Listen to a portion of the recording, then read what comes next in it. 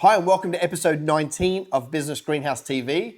I'm currently on holiday right now, so we just decided to put together a bit of a show reel of some of the best questions we've had on the show so far. Hope you enjoy.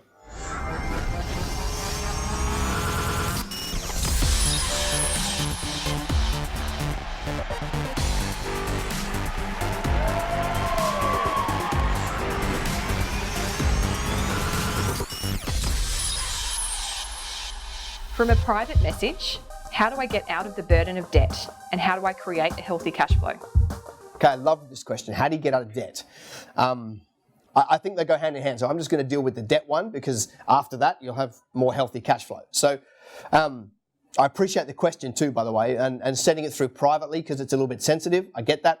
And if you've got any of those sensitive questions, make sure you go onto the Business Greenhouse page, send us a message with your question, and we'll address it on the show. How do you get out of debt? Well, there's only two ways. There's actually only two ways to get out of debt. One is to increase your sales, and the second one is to cut some of your expenses. Like let's keep it. It's a mathematical equation, okay? It's maths, all right? So there's only one way to do it. Now, my preferred way to get out of debt is sell stuff, okay? I love to sell stuff. Let me give you an example. I have a book. I wrote a book, and it's a really, really, really good book. In fact, let me brag a little bit. There's 12 practical strategies for bigger profits and greater influence. And every chapter has a practical strategy, some action steps, and a story from the trenches. And you fill in the workbook, and it'll give you some sleeves rolled up strategies. And then you can go online and access a whole bunch of extra free stuff. And that comes with the book. And you can go to our website and buy that, and I recommend you do. Go to businessgreenhouse.com.au, go to the store, buy my book, okay? So if you take anything from this video, buy my book. That's how you get out of debt. You sell stuff to people, you make more money, and you put that money towards debt. Now, the strategy of how do you get out of debt, here's my way of doing it. Don't worry about the interest rate on any of your debts if you've got more than one. Start by paying the smallest one, not the one with the highest interest. Because remember, this is a behavior problem. It's not a mathematical equation in terms of which one gives me the most leverage. Do the one that's the smallest, okay? Because then what happens is once you've paid that off, you've got that payment spare, you add a little bit more to it, you pay off the second smallest one, then you've got even more money that you can put towards the third one, and that's how you tackle them, okay? Smallest to biggest, because it gives you a motivation. When you knock one off, excellent, now I want to do the next one. You knock the next one off, bang, I want to do the next one, and you'll get out of debt, okay? But you'll only do that if you have the spare cash flow because you sold stuff like buy my book. We've got a private message. Business has dropped significantly in the last little while and I can't afford to do marketing to build my business back up. What can I do? Great question. So private message, I get that, a little bit sensitive. So business was good, it's not so good, don't really have a marketing budget, what can I do? I'm going to be fairly brutal in my answer for this. Like you can't afford not to. Like you have to do the marketing to grow the business, to get the customers, to get the cash flow. So it was good, it's not so good, you don't have the, like you've got to find it. Like, and I don't know what that looks like for you, but you've got to find the money. You've got to get back into the business of buying customers again. And where is that money? See, most people have it. It might be in their collections. So I'd be looking at my collections list and going, who owes me money? I'm going to get that in. I'm going to spend that on my marketing. You know, you might have to be creative if the money is not in your bank account. I went to this family the other day that came up with exactly the same thing. I was doing a coaching session. I walked into their garage as an exercise. And I said, you don't have anything? Let's go in your garage and have a look. I walked in there, brand new bikes, brand new this, brand new gurney. I said, eBay is your new best friend. Sell stuff. Get stuff out of your life, turn it into cash, go buy customers. That'll give you a better business. You can go back and buy the stuff you don't use down the line. Just find the ability to sell stuff. Everybody's got it. You know, the people that say they don't have anything, they've got the MacBook, the iPad, and the iPhone 6 Plus. Like they have stuff. Stop buying stuff and start buying customers. I said it was going to be fairly brutal. I was kind of true. I don't think there's an excuse. You have to find a way. You've got to be creative. You've got to find, like, what have you got around you that you can sell? You don't need the latest phone. You don't need you've got an iPad. You race out to buy an iPad Air because it's cool. You don't need it. Like, you need customers more than you need gadgets. So I'd be just finding stuff in your life that you don't need, eBay it, Gumtree it, sell it. Use that money to go buy customers. Solid question. Ian Frost asks, I know it's an honour to tithe and I do without a thought, but if we have various entities, do we tithe collectively, singularly, or on the whole business? So Ian Frost, let me give you a shout out, running Oztune, a fantastic mechanic, South Brisbane. And literally I've known Ian for many years, is an absolute legend of a guy. And so I really appreciate this question. Also a very hot topic, tithing. And here's a funny thing. I haven't had this question, I had it 3 times this week. So it's obviously a bit of a thing at the moment. People want to understand what's going on with tithing. What I'm going to say is probably a little bit different when it comes to tithing than you might hear on a Sunday. But I like that, okay? So let me tell you what I think. I cannot find a blanket rule in the Bible anywhere on tithing. I find things that happen before the law, I find things that are part of the law, and then I find things that are part of the new covenant, and they all say something a little bit different. I think if God was very much like tithe and nothing else and no more, it would be the same all the way through the Bible. I think they would have given it enough thought that it would be a blanket rule that would be very clear for us. But it's not clear, which is why there's a lot of contention. So to answer your question, do you tithe on the gross or on the singular business or the whole entity? There's no blanket rule. There is no blanket rule. Let me give you a practical example. I've heard some of our most significant preachers of late saying things like you got to tithe on your gross revenue.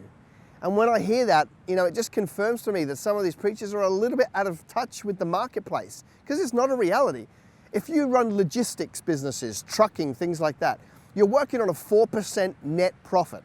So if you're working on a 4% net profit, and by the way, that's a good year, and you give away 10% of your revenue, you've gone broke. Like, you're not even around next year. So it can't be that. It can't be that for them, which means there can be no blanket rule, okay?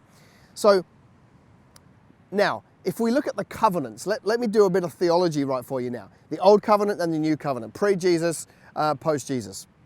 The old covenant was based on the law, as we know, and it was very much like tick and flick. So the Pharisees before Jesus would open up their, they wouldn't have a Mac, they were probably smarter, they would probably go and have a Samsung or something like that.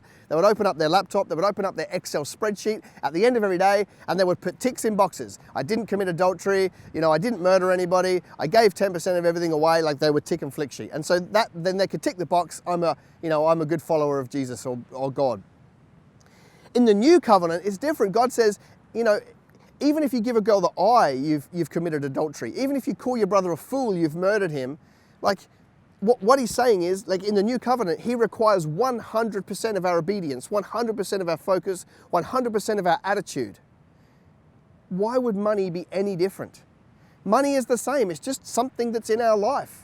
God, so here's my thing. Back in the old day, you give away 10%, you keep 90%, everyone's happy. Back in this new covenant, you get to steward 100% of what God gives you. You're a steward of everything. You're a steward of your emotions, you're a steward of the people around you, you're a steward of your staff, you're a steward of your finances. So, I believe more in what Paul says. See, tithing to me is like breathing for a Christian. Like, just start there. Like, that's a good place to start. 10%, very good. But you can't go on a wild adventure with Jesus giving away 10% of your money. It's got to be more. It's got to hurt you more. It's got to stretch you more. Like, God wants to stretch us in every area of our life, including money, okay? So that's why it cannot be a blanket rule. Paul says in 2 Corinthians 9:7, somewhere around there, on the first day of the week, purpose in your heart what you are to give, and then bring it and give it joyfully. So if it was meant to be flat rate 10%, Paul wouldn't have said that. What he's saying is, go to God, go to Jesus, have a one-on-one relationship. Get on your knees, say, Lord, how much do you want me to give? And start to have that one-on-one relationship where he shows you how much you are to give.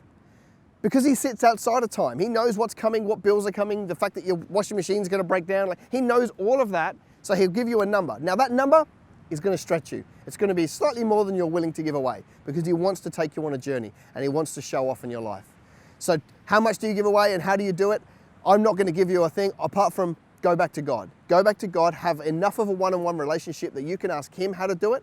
Sit with him, get him to show you a number and start to walk it out with him. Walk out your salvation, you and him tight together, giving what he shows you to give, and watch what happens. How do you personally get the 5 F's balance right? The person who's wrote in says they find that if they get better at one, it's almost always to the detriment of one or more of the others. So the 5 F's that we're talking about here is a teaching of ours. We talk about success being balancing faith, family, finance, fitness, and fun. And how do we get them right? Listen, I'll be totally honest. We don't get them right. Like what is right?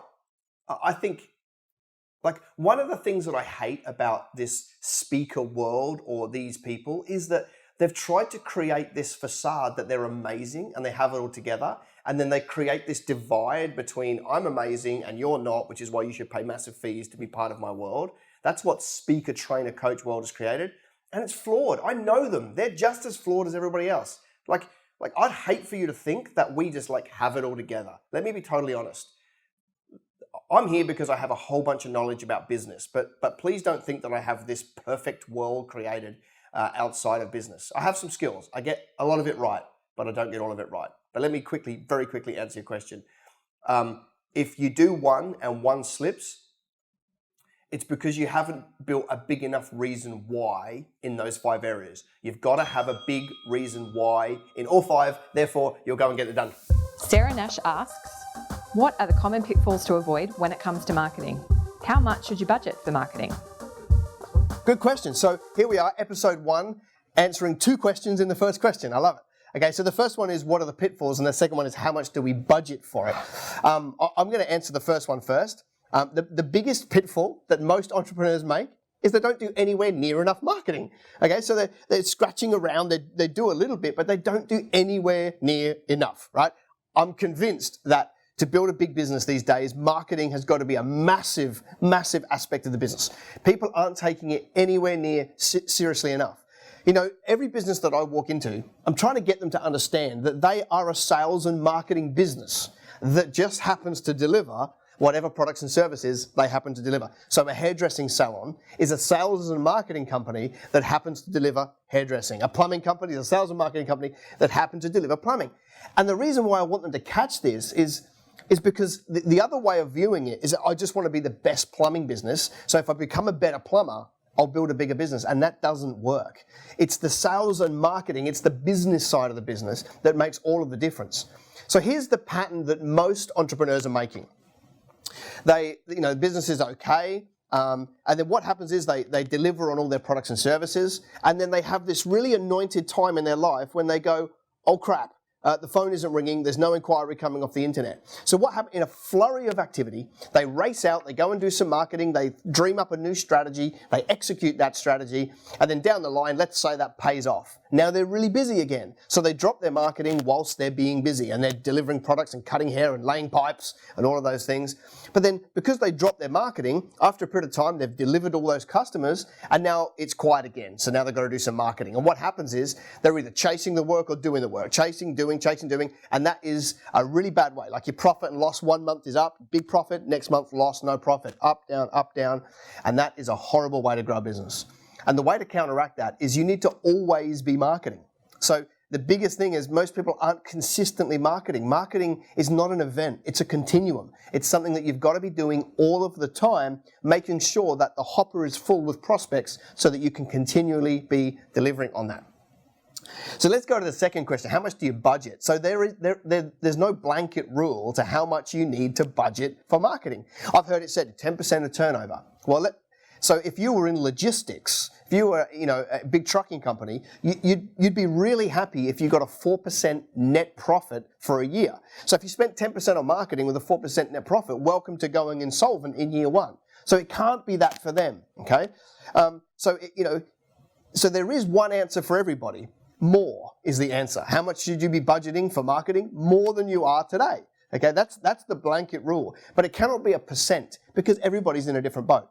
It would also depend on where you are in the cycle of business. If you're in the first early startup phase, that's when you need to be putting everything, every spare dollar back into marketing to scale the business up really quite quickly. If you don't do it that way, it's organic growth. Organic growth is okay, but it's painfully slow. Okay, so the answer is probably way more than you're doing right now. Okay, so I'm excited by that. You've got to do way more than you're doing right now. And the reason why it works is because it's just maths. Okay, marketing is just maths, meaning that essentially if you can grasp that marketing is $20 out, $50 in, that's marketing. Okay, and that's why when you get to that point, 20 out, 50 in, so $20 to buy a client, they give you $50. Like, when you understand that and you've tested and measured those numbers, you win, because you know that can feed itself and fuel itself forever.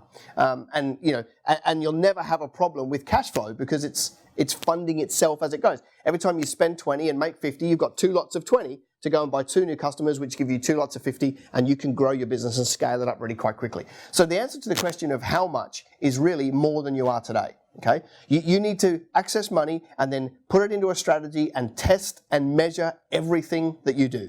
You've got to test and measure every dollar that goes out, how much more did it bring in, and if it works, if it gives you more back than you spent, awesome, do that strategy again. If it doesn't, either tweak the strategy or get rid of it. I mean, how many ways are there to get customers? I mean, we've got more than 157 documented and proven strategies, so there's at least 157 ways to market a business. There's no shortage of ideas on how to grow a business, okay?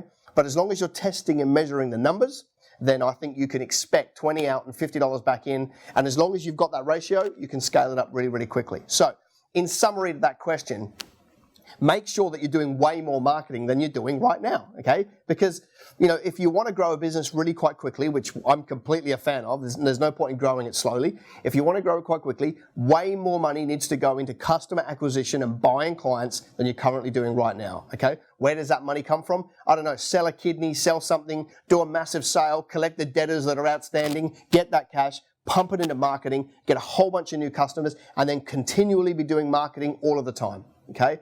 My theory is you want to get to 10 marketing strategies, producing leads every day, every week, every month. And when you build that, you build a solid, stable, scalable business that you can bank on and build on from there. Well, that's it. That's what I think we should be doing for marketing.